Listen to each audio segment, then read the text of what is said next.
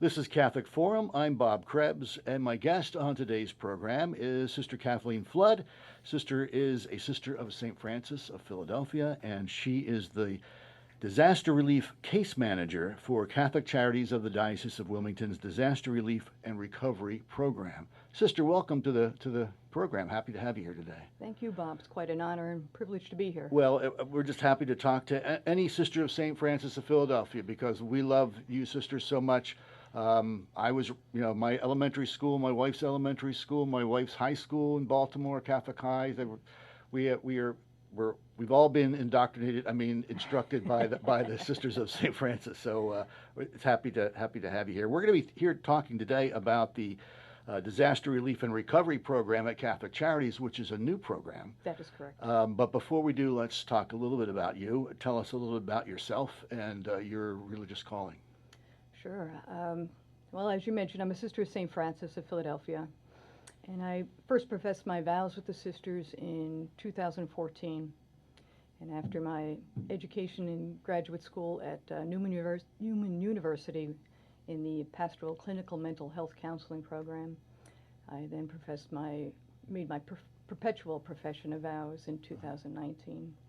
I've ministered at parishes as a pastoral associate as well as a counselor. And prior to starting at Catholic Charities, I was out in San Diego at the Franciscan School of Theology, ministering as a Vice President for Student Affairs and Spiritual Formation. Wow.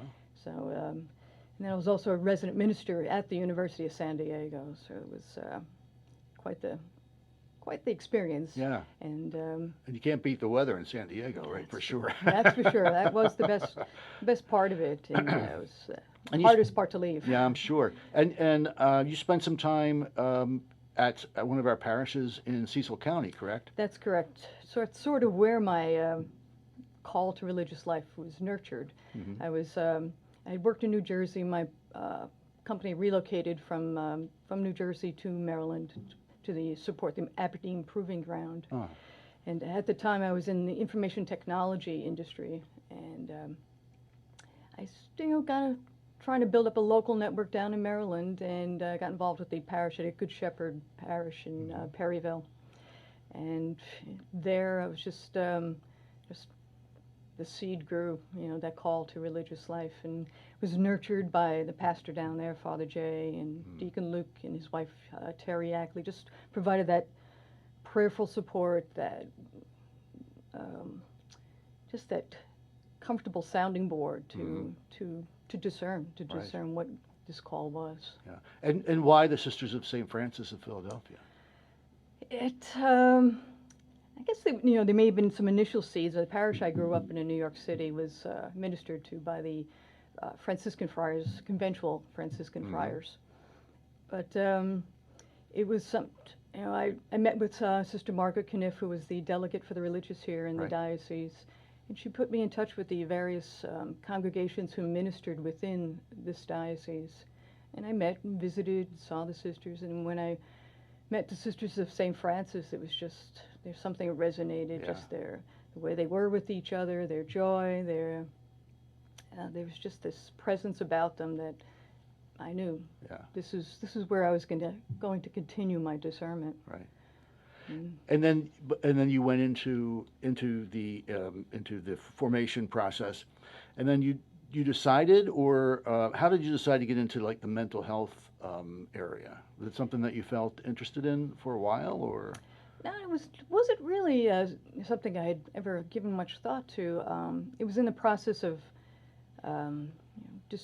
again, a discernment process, that's sensing where was the Spirit leading, where was I most enlivened, where did I feel the most connection, and through my experience at Good Shepherd in being pastoral with people and in visiting the sick and bringing communion to those who couldn't leave their homes, there was something about that personal connection, and it just sort of led me to that program, and many of our sisters had gone through this counseling program at Newman, and it just seemed to be just a good fit. Yeah. And certainly once I began the program, there's so many skills involved in the counseling aspect that they can touch in a broad range of of ministries. Yeah. When you were working in IT, did you ever think, well, gee, someday I'm going to be a sister and I'm going to be working in mental health? No and no. God works in mysterious ways. Quite the sense of humor God has. So that's great. yes. Well, let's talk about Catholic Charities Disaster Relief and Recovery Program. That's, like I said, that's kind of a new thing for Catholic Charities. Tell us about it, if you would, please. Sure. It is a new initiative here in this diocese, and it kind of leverages the basic needs services that Catholic Charities already provides and extends that and focuses it on those who are survivors of disaster. It is, while it's new here, it is it's been in use or in development throughout the country. Many other Catholic Charities agencies, especially those who experience natural disasters much more regularly. So we have that pool of wisdom and lessons learned that we can touch and bring that to our advantage. Right. So this was actually created, correct me if I'm wrong, because of the impact of Hurricane Ida in a section of Wilmington. Is that like on the west side of Wilmington, east side? Down, they call it the 11th Street Bridge area. Right. Yes. So those families were affected. Their homes were in effect ruined, I believe, and then that was the need that kind of got this program started. Yes, it was. So tell us about the families that were affected by that. Sure. There were about over 170 households that were impacted by the flooding. And as I learned just last week from some of the disaster organizations who were on the spot initially, the flood waters rose about 6 feet within 6 hours. Wow. That's an incredible amount of water in such a limited area. So there are, as a result, there's a lot of flood damage and residual. There are about 25 households who are still displaced, and they, that's the focus is to do what we can to get people back into their homes. So do you coordinate with other agencies or with the government? I mean, what is like your typical, how is Catholic Charities helping with these folks? Sure. What we're providing is what they call disaster case management, which means we connect with each of these survivors and develop, find out what are their needs, what are still the unmet needs that's preventing them from being able to go back into their homes. And then we work with them to develop a recovery plan. When we take that and we collaborate then with the 11th Street Bridge Community Long-Term Recovery Group. Now that group is comprised of faith-based groups, nonprofits, local government, local community agencies who are focused on that community for that disaster. And they can help to reach out and to find out who can provide the resources that each of these survivors needs to get back into their home. What are some of the most pressing needs? Certainly, mold remediation is huge. That's in so many of them. That is the outstanding issue. Is just the initial muck out, what they call, cleaning out the mud and ripping down the drywall. That has been accomplished by those early responders. But the lingering problems with the mold remediation, and it requires a specialty skill to do that. So it's a matter of reaching out to find out groups, agencies that might be able to help. So these 25 homes are not inhabited, so those folks are elsewhere. Where are they being held, or are they with relatives, or just a case-by-case basis? Or? It's yes, definitely a case-by-case basis. Some are what they call couch surfing, staying with relatives, staying with friends, temporary housing. They were initially in hotels, but after a while that agreement reaches an end, and fortunately there are agencies who are able to place again the families into another temporary home setting. Right. So these folks are homeless then, pretty much. Depending on. Yes, yes. I mean, yes, it's not. They're not in their homes. Right. Right, So when we think about our comforts of our homes, or that sense of I'm here, I'm stable, I'm safe, Right. they're not there yet. Right. My guest today on Catholic Forum is Sister Kathy Flood, a sister of St. Francis of Philadelphia, and she is a disaster relief case manager for Catholic Charities of the diocese. We're talking about the folks that were affected by Hurricane Ida in the city of Wilmington. You don't really hear too much about them. Is that part of the problem? Is like Absolutely. once the flood waters recede, like people, they're not in the news and people just kind of forget about them. Absolutely. I mean, we'd see that even with major hurricanes. Right. After the week of the TV cameras are there, and after that they're gone, and of course everyone's back in their homes, right? Right. No, not at all. Right. In this particular disaster in Wilmington, yes, you don't hear about it. Yeah. You think, oh yeah, hurricane, that's, Florida, and we're going to talk about that because you were recently working with the Diocese of Venice, Florida, with their program. So, well, let's talk about that since I brought it up. Okay. How long did you spend in Florida? I was down in Florida in the Diocese of Venice for 3 weeks. So Hurricane Ian had struck the area, had made landfall at Fort Myers Beach, which is within the Diocese of Venice. And December, that was in September. In December, there was a conference sponsored by Catholic Charities USA that gathered the disaster workers in all the Catholic Charities agencies. And at that conference, there was a call put out for volunteers in the disaster case management role to go down and sort of give these folks a relief that, they've been, for months on end, day in, day out, they've been working to help their neighbor. So they really needed some relief, as well as additional capacity to help process and work with the survivors. Mm-hmm. So you were able to give those folks a break, and Yes. then, but also it was a learning experience for you as well. Absolutely. What were some of the things that you were doing?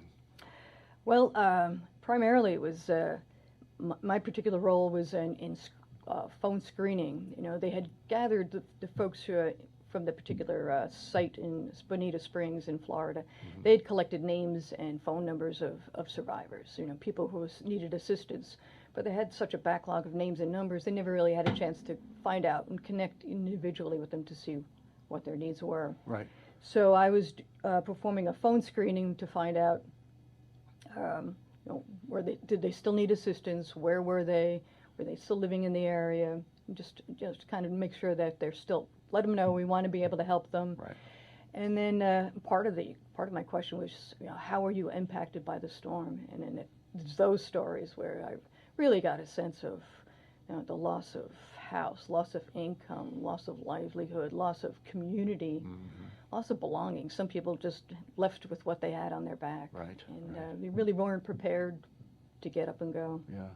I would think that your experience and training in the mental health arena will really help you to help these folks to cope with the mental impact and emotional impact. Yeah. Absolutely. Yeah. And that's actually something that, in terms of something we're looking at a little farther in our future plans, is to really expand the services, knowing that disasters don't just happen to buildings, they happen to people. Right. So to be able to help the person overall restore their stability and well-being, we're looking to incorporate our behavioral health services to the overall process of recovery. What types of issues do folks face who've gone through a disaster like this? Would it be similar, like PTSD? Certainly, it would be a traumatic experience, Right. And how they cope with it. That's probably more so where the issues start to come along, or the challenges. Right. Just right. that can they reach out to their community? Is their community disrupted? They don't have that sense of family. Has their own family been affected?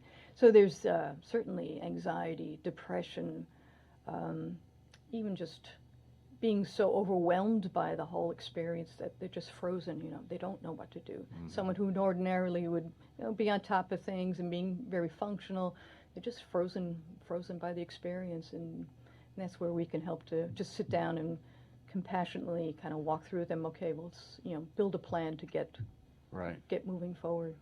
Just to have somebody to talk to and somebody that they can unburden. I mean that's probably Absolutely. a big help as well. Absolutely. So what did you take away from that experience in Florida?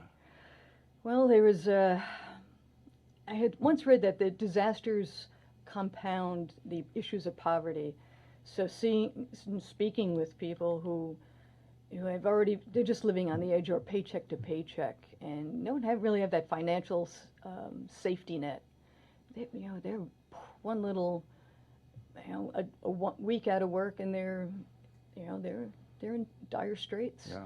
So, that was certainly awakening. Mm-hmm. And of course, there's a large migrant population, worker population down there who, all right, they're also living paycheck to paycheck, but not necessarily all the benefits that everyone else can access. Right. Certainly, the lack of preparedness, things that can, people walked away with, as I mentioned, the clothes on their back. Right. They didn't have an ID or any proof of their residence. So trying to get back into their homes, they have to prove that they were the residents there. Right. Yeah. If you're a snowbird and a hurricane hits, I mean, you can just go back to Boston or New York or whatever. Exactly. But if you're living paycheck to paycheck, and if you have an unexpected, if your car breaks down and that's that can set you back. Imagine what losing everything. Exactly. Really would set them back. So it must be it's quite a challenge. And was one particular story, I heard it, variations of it. In fact, was tenants would want to go back into the homes, and the homes are damaged, Right. and the property owners, they were just like, you know what, I don't want to repair. I'm just going to sell the property as it is, so the tenants are out. Right. It's there are variations of that. Just that people walk away and the tenants are left high and dry, Mm-hmm. literally without belongings because Right. they've been all destroyed. Yeah. Yeah. So let's talk about back to the specific Catholic Charities Disaster Relief Recovery Program. Mm-hmm. How is that program funded?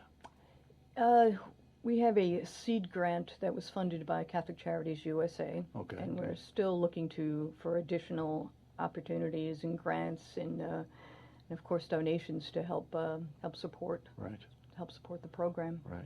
So if our listeners or our viewers would like to help, they could, of course, coming up this spring, we have the bishops, the appeal, the Mm-hmm. annual appeal, faith and charity appeal, and money from that appeal goes to Catholic Charities. So that's one way.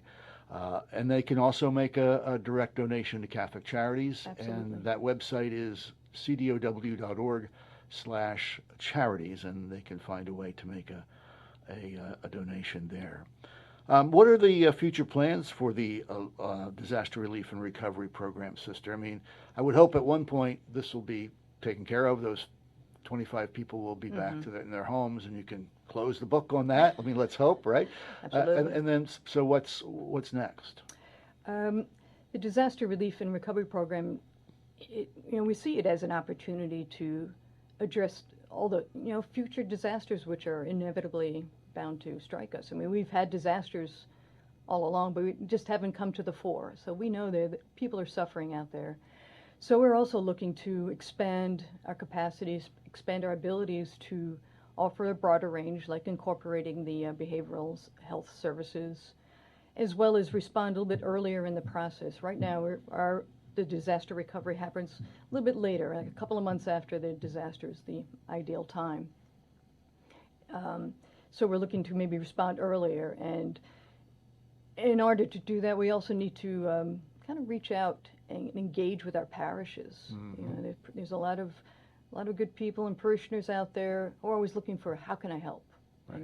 So we're hoping to engage parishioners more to know where to go for help, let them know of our availability, as well as to where can they go to help and how do they go back to help, and just being aware that while they may not have been unaffected by the disaster, they're The next parish over could have been, or the next county. Mm-hmm. So just kind of building those connections and those relationships, and also expanding beyond just natural disasters. We keep thinking storms and Sure. Hurricanes, tornadoes, but there are also those non-natural disasters, industrial accidents, structural fires, train derailments. Sure. We most recently saw on the news. Yeah, absolutely. And we have trains coming through our diocese. Exactly. Our diocese, which is beautiful, and we love it, but it has the Atlantic Ocean on one side, the Chesapeake Bay on the other, and hurricanes can come right up there and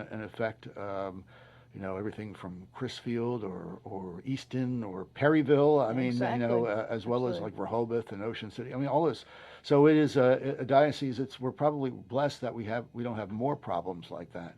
But at least it's good to know that when it arrives, we're going to be prepared. Yeah. That's our hope. Yeah, sister. Anything else you'd like to talk about, sister? Well, when you mentioned kind of the looking at the waters around us, Mhm. on the website, the diocesan website, there's a picture from the International Space Station Uh-huh. of the whole Delmarva Peninsula, and it's magnificent to look at. Mhm. And then there's that other side and the disaster side is look at all that water. Yes, And yes, yeah. But I think if for listeners, I think preparedness is so key. Make copies of your IDs, your photo IDs, your license, insurance, emergency contacts. Put it somewhere safe. Make it available. Let your children know where it is in case of emergency. Take that with you. Kind of that basic information. It just helps to start the process a whole lot earlier. When I spoke to some of the survivors from down in Florida, they didn't have that, and they at the point I had spoken to them, they had been able to kind of go through the process just to get their basic information. Right. But how much more time can you save by just If you have all of that ready to go. absolutely. Right. Sister Kathy Flood, thanks so much for being with us today on Catholic Forum, and we wish you continued blessings as you help the people of Wilmington and our diocese. All right, we appreciate it all that you do for us in terms of the publicity and Thanks, reaching sister. out. We just ask our listeners also, keep us in mind, volunteer if the opportunity comes up. Opportunities for donation, as Bob has already mentioned, it helps us sustain and grow, and to help all. It's Right. not just a little pocket up here in our little bubble of Wilmington. Yep. It's a very large diocese. Mm-hmm. And then most of all, we ask for prayers. Ask Absolutely.